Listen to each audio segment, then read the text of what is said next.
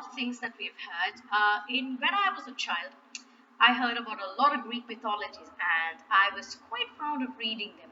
So today I'm going to share with you a story about how seasons came into being. Right? The king of all gods was Zeus. He was the god of the skies and the god who ruled by thunder. Now, he married Demeter, goddess of harvest. She was beautiful, and their daughter, Persephone, happened to be a very cheerful and beautiful girl. Demeter and Persephone went in day after day, looking after the affairs of everything that happened on earth. The seasons were controlled by them, whether it was the summer, whether it was the spring, the rainy season, autumn, everything was controlled by them. And the seasons were controlled well enough so that the harvest was great. When the goddess of harvest worked, there was plenty to eat. Of course, some of our favorite fruits, as the Greeks believe, come from the goddess's blessing. When our story begins, Persephone was spotted by the king of the underground, King Hades. The underground was dark and dingy for him. There was no sunlight, there was no rains, there wasn't a single thing that was beautiful. In fact, everything was dull and dreary. Now, for those of you who don't know the meaning of the word dreary, dreary means actually quite sad and dark, and probably dull, right? So if you say something is dreary, it means it's dull and dark, okay? It's not really very interesting. So for the king of the underground was really very dreary. There wasn't anything positive in it. And of course, one of his other jobs was to make sure that everybody who had died, their souls were to come in and to be kept in the underground. Of course, the king of Hades was not really happy because the people who were there were not really happy either. However, it was his job to ensure that everybody stayed in.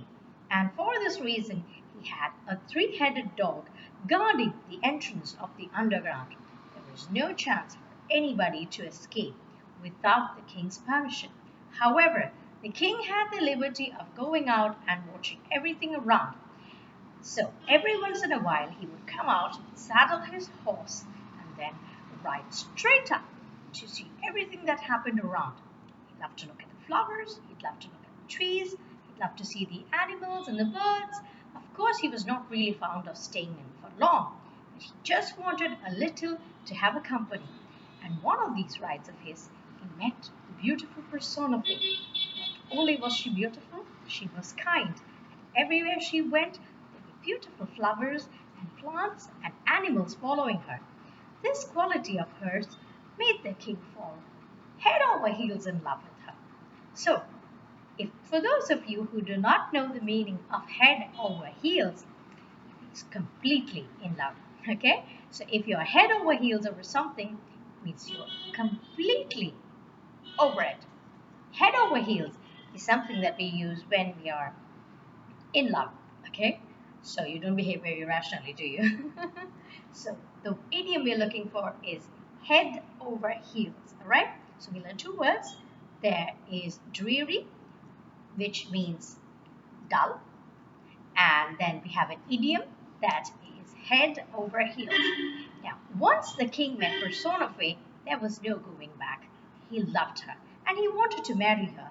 But of course, who would ever give their daughter so bright and beautiful to a man who lived in the underground? It was unthinkable.